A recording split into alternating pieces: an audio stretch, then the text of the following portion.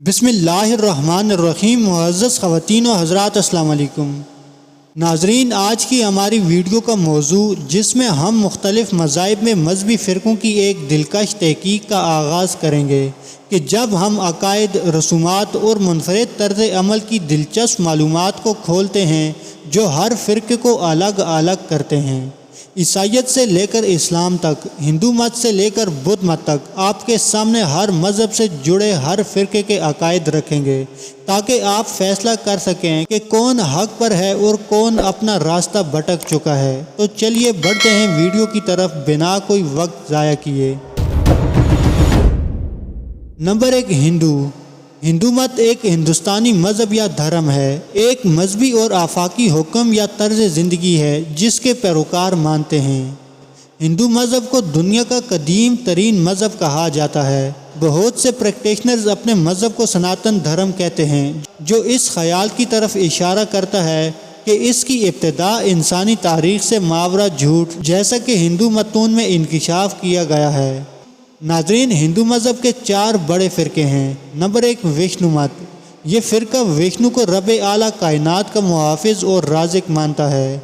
विष्णु को 4 बाजुओं के साथ मुक़द्दस जोरात पहने तख्त पर बैठे दिखाया जाता है। ये एक उकाब गरुड़ पर सवार है जिसको भी इंसानी शक्ल में पेश किया जाता है। इसकी बीवी लक्ष्मी है जो दौलत की देवी है, जो मौतबाना इसकी खिदमत में रहती है। लक्ष्मी की सवारी मोर है। विष्णु को मानने वाले लक्ष्मी, गरुड़, मोर और हनुमान की परस्तिश भी करते हैं। विष्णु समुद्र की गहराई में 1000 सर वाले सांप शीश पर सोया रहता है। जब कोई कायनात को तबाह व बर्बाद करना चाहता है तो फिर जागता है। चुनाचे कायनात को बचाने और बुराइयों से बचाने के लिए मुख्तलिफ मौक़े पर इसने 9 बार जन्म लिया है और 1 बार जन्म लेने वाला है। नंबर 2, शैव मत।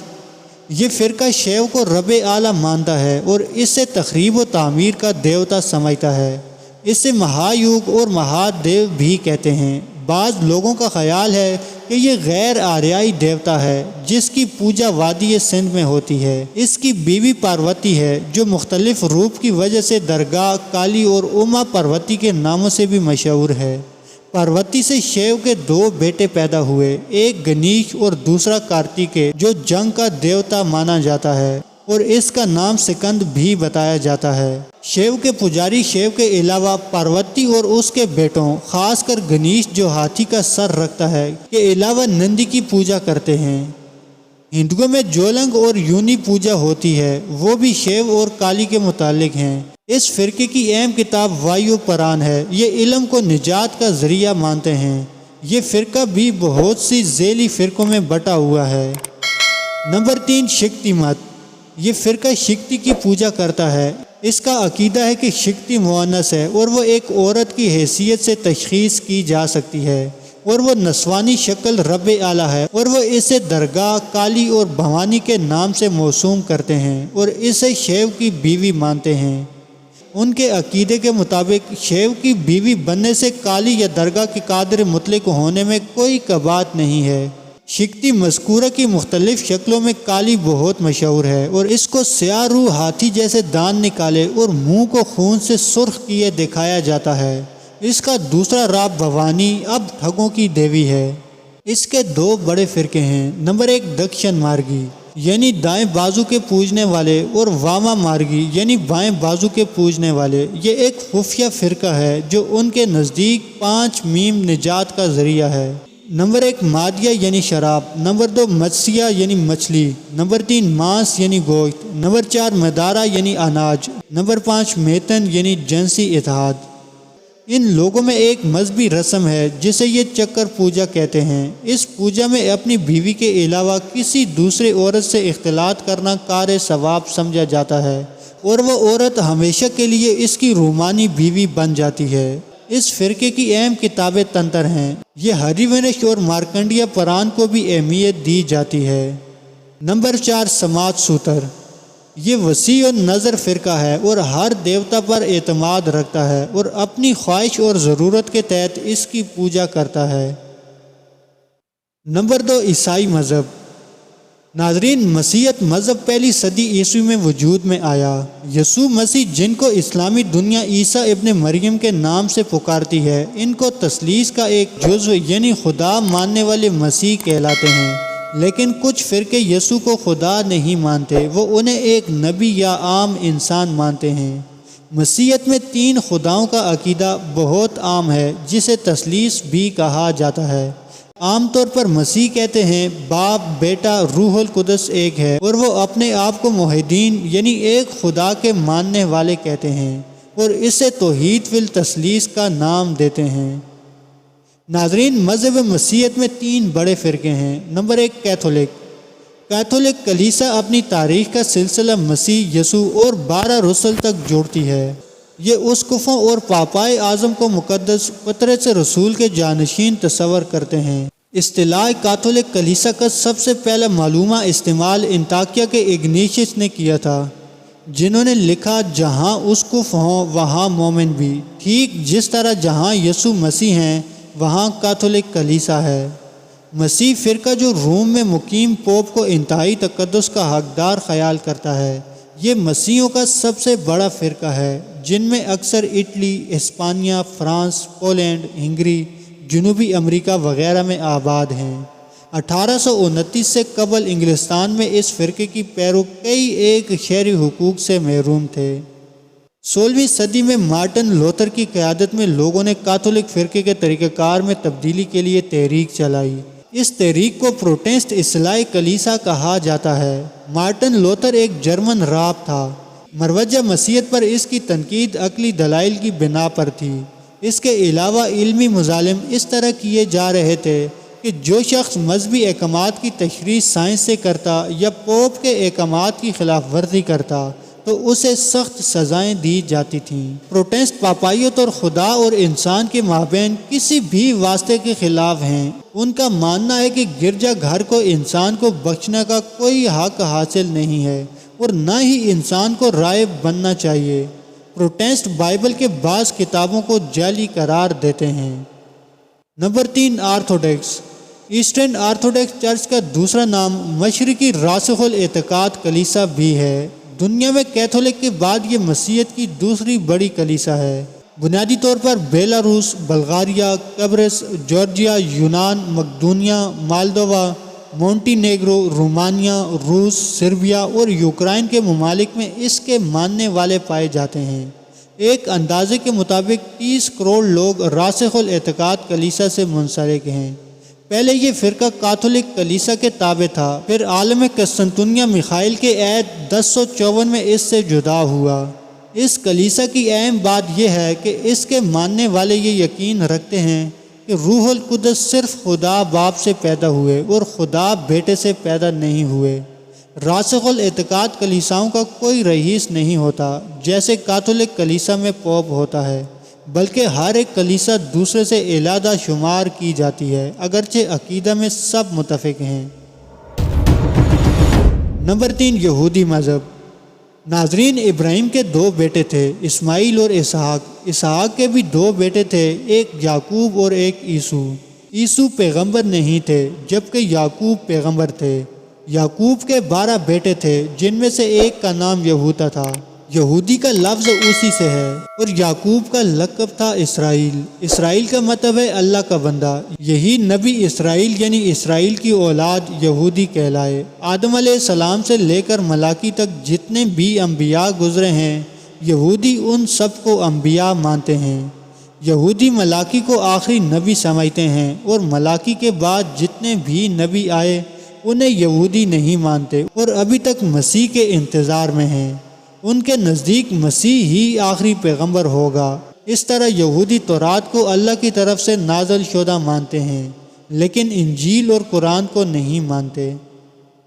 ناظرین، یہودیوں کے 3 بڑے فرقے ہیں۔ نمبر 1، صہیونیت۔ یہ ایک قومی تحریک ہے جو یہودی لوگوں کے دوبارہ یہودی وطن یعنی ملک اسرائیل جو کنعان، ارض مقدس اور فلسطین پر مشتمل ہے قیام کی حمایت کرتی ہے۔ جدید صہیونیت 19ویں صدی کے اواخر میں وسطی اور مشرقی یورپ میں ایک یہودی قومی احیا کی تحریک کے طور پر ابھر کر سامنے آئی، جس نے سام دشمنی کے رد عمل اور اخراجی قوم پرست تحریکوں کے جواب میں جنم لیا۔ اس کے بعد جلد ہی اس کے زیادہ تر رہنماؤں نے اس تحریک کا مقصد مطلوبہ ریاست یعنی فلسطین اور بعد میں سلطنت عثمانیہ کے زیر حکومت علاقوں میں قائم کرنے سے وابستہ کر لیا۔ 1948 تک صہیونیت کے بنیادی مقاصد میں دوبارہ یہود کو ارض مقدسہ میں تاریخی خود مختاری دلوانے، اجتماعی جلاوطن یہود، سام دشمنی، امتیازی سلوک اور یہود پر ظلم و ستم سے آزادی پر مرکوز تھے، جن کا سامنا انہوں نے یہودی جلاوطنی سے کیا تھا۔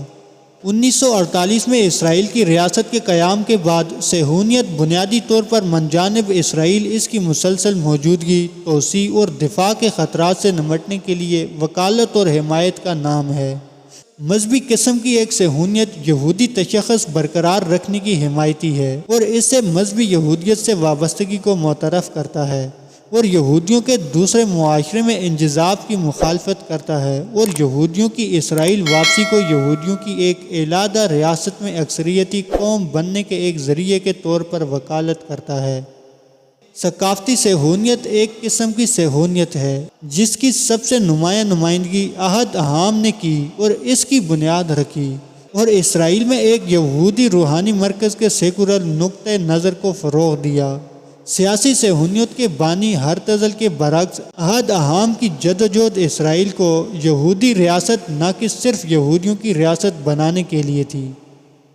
صہیونیت کی حمایتی اور وکیل اسے مختلف قوموں میں رہنے والی مظلوم یہودی اقلیتوں کو واپس اپنے آبائی وطن میں بسانے کی ایک قومی تحریک آزادی کے طور پر دیکھتے ہیں۔ صہیونیت کے ناقدین اسے استعمار پسندی، نسل پرستی اور امتیاز پسندی کے نظریے جس نے اپنے پیرو انتداب فلسطین کے دوران یہودی صہیونی تشدد کی جانب راغب کرتی تحریک کے طور پر جانتے ہیں، جس نے فلسطینی نکبت اور انہیں آج تک مسلسل 1948 کی جنگ کے دوران چھینے گئے فلسطین جائیداد اور املاک کی واپسی سے محروم رکھا۔ نمبر 2، رجعت پسند یہودی۔ ناظرین، جسے شمالی امریکہ کے باہر مسورتی یہودیت کہا جاتا ہے، یہودیوں کا ایک بڑا فرقہ ہے جو یہودی قوانین یعنی الہا کو بیک وقت ضروری اور بتدریج ارتقاء یافتہ سمجھتا ہے۔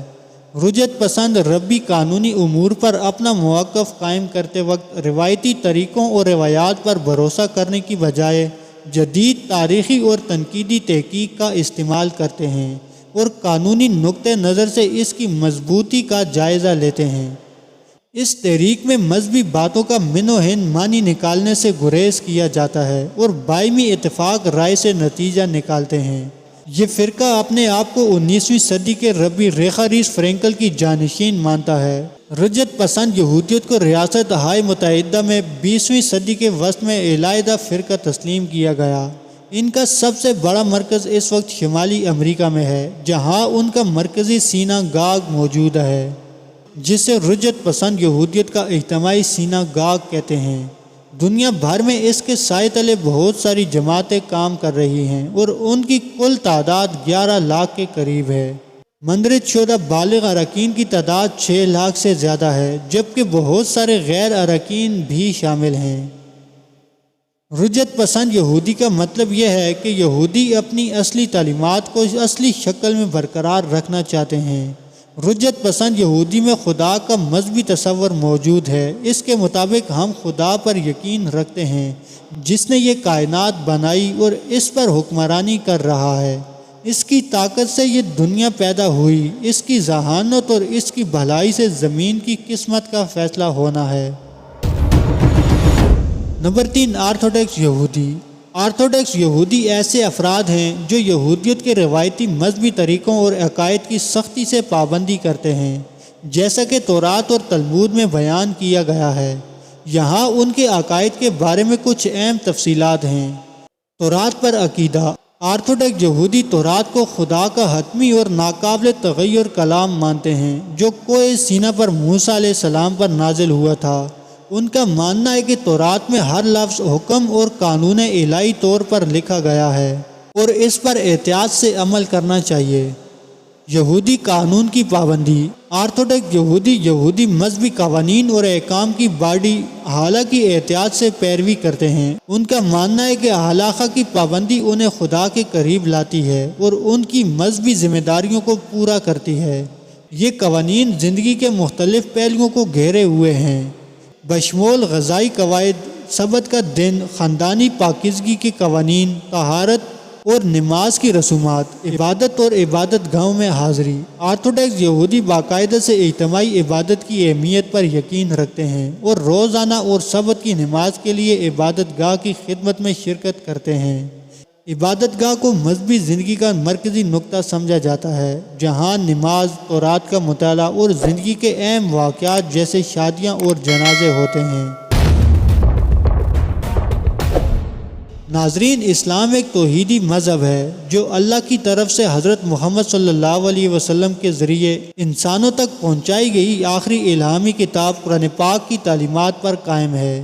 یعنی دنیاوی اعتبار سے بھی اور دینی اعتبار سے بھی اسلام اور مسلم نظریے کے مطابق گزشتہ ادیان کی اصلاح کا آغاز 610 تا 632 تک 23 سال پر محیط عرصے میں محمد صلی اللہ علیہ وسلم کی طرف سے اترنے والی الہامی قرآن سے ہوتا ہے۔ قرآن عربی زبان میں نازل ہوا اور اسی زبان میں دنیا کی کل آبادی کا 24 حصہ یعنی 1.6 تا 1.8 ارب افراد اس کو پڑھتے ہیں۔